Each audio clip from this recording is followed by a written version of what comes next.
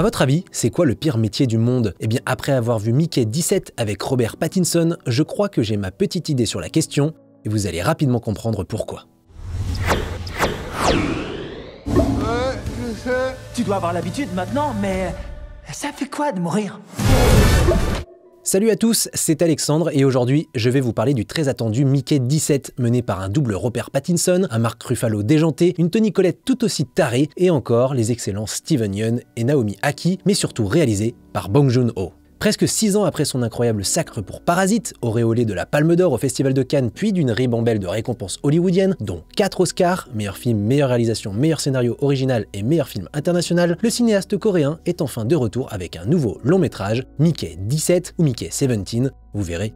Je vais pas mal varier durant la vidéo. Bref, comme à son habitude, Bong Joon-ho a écrit le scénario de son film lui-même, en bon auteur-réalisateur qu'il est. Mais comme pour Memories of Murder, qui s'inspirait d'une pièce de théâtre, en plus de son histoire vraie, et Snowpiercer, adapté de la bande dessinée française Le Transpersonnage, Mickey 17 est en vérité une adaptation du roman Mickey 7. Et justement, avant de rentrer dans le vif du sujet concernant Mickey 17, je suis aussi là pour vous parler du livre Mickey 7, écrit par Edward Ashton. Ce roman de science-fiction a été publié en 2022 aux États-Unis, puis quelques mois après en France grâce à Brajlon. Mais pour la sortie de Mickey 17 au cinéma, Brajlon le ressort dans cette toute nouvelle édition. Mickey 7 raconte l'histoire de Mickey Barnes, un homme criblé de dettes qui décide d'embarquer dans le Drakkar, un vaisseau spatial en mission pour coloniser le monde gelé de la planète Niflheim. Sauf qu'il n'a pas un métier classique de pilote ou d'ingénieur ou d'autres scientifiques, puisqu'il devient un consommable. Et qu'est-ce que c'est un consommable, vous me direz? Eh bien c'est un employé jetable, littéralement, chargé d'effectuer des tâches dangereuses, voire suicidaires, pour aider l'avancée de la mission. Car si un consommable meurt, son corps est régénéré, avec sa mémoire quasiment intacte, prêt à se relancer dans de nouvelles missions. Dans Mickey 7, on suit donc les aventures de la 7e version de Mickey Barnes, après quelques morts atroces et autant de résurrections que je vous laisserai découvrir en lisant le roman. Je préfère ne pas trop vous en dire, mais Mickey 7 est un petit bijou de science-fiction qui se lit avec une facilité déconcertante. En jonglant entre le présent de Mickey 7 et d'autres chapitres plus spécifiques sur son passé, des faits historiques ou scientifiques, la narration est vraiment ultra prenante, bien aidée par l'écriture très agréable d'Edward Ashton et surtout ce héros très attachant. Ou en tout cas, double héros. Car oui, après un couac, eh bien un Mickey 8 est généré alors que Mickey 7 n'est pas mort du tout, ce qui est interdit pour la loi sur les consommables. En plus d'un suspense sur la suite de leurs aventures, donc, le livre s'interroge sur l'identité, la mémoire, le colonialisme, l'exploitation humaine, le monde du travail globalement et expose quelques réflexions existentielles et philosophiques fascinantes, notamment sur l'immortalité et la manière dont l'éternité pourrait se transformer en enfer grâce au pire dessein du capitalisme, ou plutôt à cause d'ailleurs. Bref, c'est Mickey 7, disponible dans toutes les bonnes librairies depuis ce 5 mars 2025 dans cette nouvelle édition grâce à Brajlon, et d'ailleurs elle contient un petit entretien entre l'auteur, Edward Ashton, et le réalisateur Bong Joon-ho en bonus, donc vous n'avez aucune raison de passer à côté. Pour en revenir au film Mickey 17, je ne vais pas vous faire un nouveau résumé du film. Il raconte peu ou prou la même histoire que le livre, ce qui est assez logique, sauf que Mickey 7 est devenu Mickey 17 et que Mickey 8 est devenu Mickey 18. En revanche, le film a pleinement embarqué Bong Joon-ho à Hollywood. Et je ne vais pas mentir en disant qu'on pouvait s'attendre à ce que le film soit très imparfait, vu sa production assez chaotique. Après tout, le projet s'est lancé début 2022 et le film a été tourné entre août 2022 et janvier 2023. Sauf qu'il a été reporté plusieurs fois par Warner. À l'origine, le film devait sortir en mars 2024, mais il avait été repoussé à janvier 2025, puis avril 2025 et enfin à ce 5 mars 2025 en France. Les raisons ?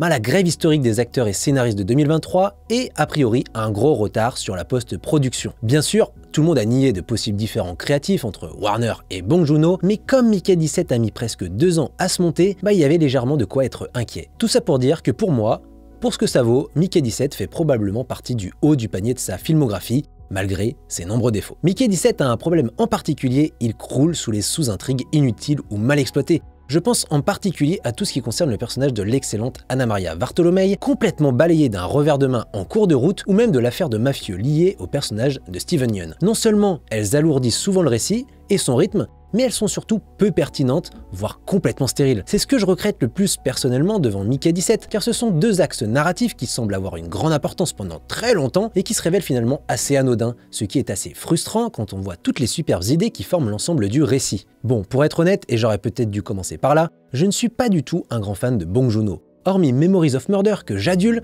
j'aime beaucoup Parasite et j'apprécie The Host ou Snowpiercer, mais sans les trouver forcément passionnants quand les autres ne me touchent ou ne m'intéressent pas plus que ça. Surtout Okja d'ailleurs, même s'il faudrait que je le revoie. Cela dit, c'est un cinéaste qui est évidemment passionnant à analyser. D'abord parce que c'est un metteur en scène hors pair, chaque choix de cadrage et chaque mouvement de caméra apporte toujours du sens au récit, ou appuie certaines situations, et avec Mickey 17, il ne baisse pas du tout son niveau avec une mise en scène très inspirée, utilisant à merveille tous les espaces et l'univers pour mettre en avant les personnages, et tout un tas de petits détails. Avec l'aide de Dariush Khondji à la photographie et aussi une utilisation habile des effets visuels, tout ce qui tourne autour des extraterrestres alias les rampants, le coréen crée un monde bizarre et tordu qui est assez fascinant à voir. Mais plus encore, il n'a peur de rien et surtout pas de décontenancer les spectateurs. C'est ça qui me plaît chez Bong Joon-ho, même si Memories of Murder fonctionne un peu sur la même structure, avec ses deux policiers et l'enquête infernale à laquelle ils sont confrontés, l'exemple le plus parlant est évidemment celui de Parasite. Sa Palme d'Or commence presque comme une pure comédie sociale, avec cette famille espérant gravir les échelons, avant de basculer soudainement dans un thriller psychologique oppressant, machiavélique,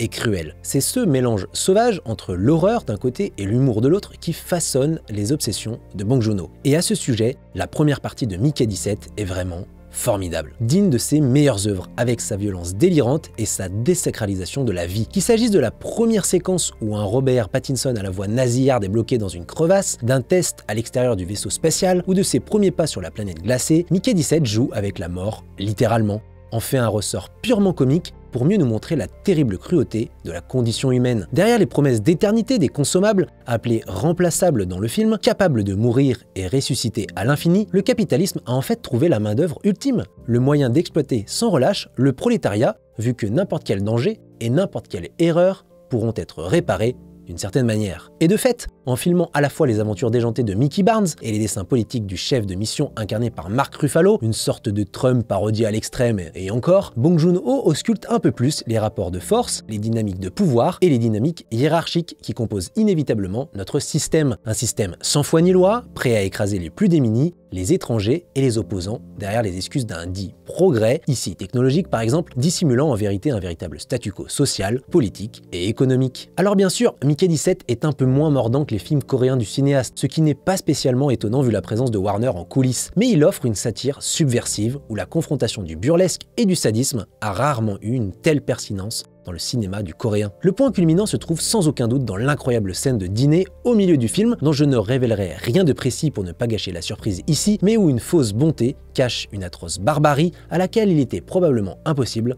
de s'attendre. Si j'allais plus loin, je pourrais d'ailleurs dire que Mickey 17 est un peu un film somme de la carrière de Bong Joon-ho, vu son amour pour les frics comme dans The Host, la simili-rébellion comme dans Snowpiercer, la corruption systémique qui est si présente comme dans Memories of Murder, ou encore l'antispécisme et anticonsumérisme proche des préoccupations d'Okja. Une chose est sûre, dans la continuité de Parasite, son Mickey 17 se questionne inexorablement sur la dignité humaine avec une richesse thématique salvatrice, d'autant plus dans le paysage du blockbuster hollywoodien actuel, à tel point qu'il s'agit peut-être de l'œuvre la plus ambitieuse de Bong Joon-ho, à défaut d'être sa plus réussie.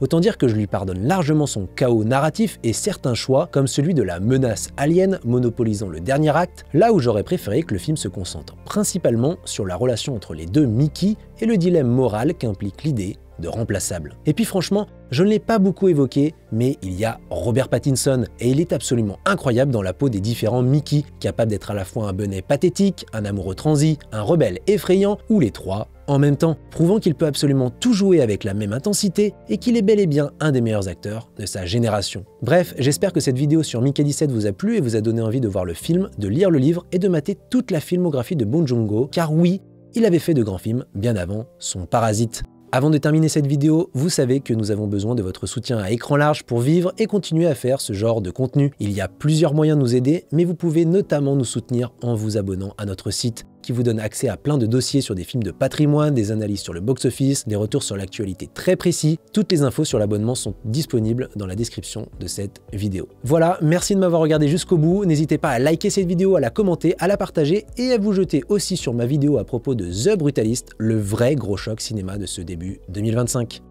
Ciao!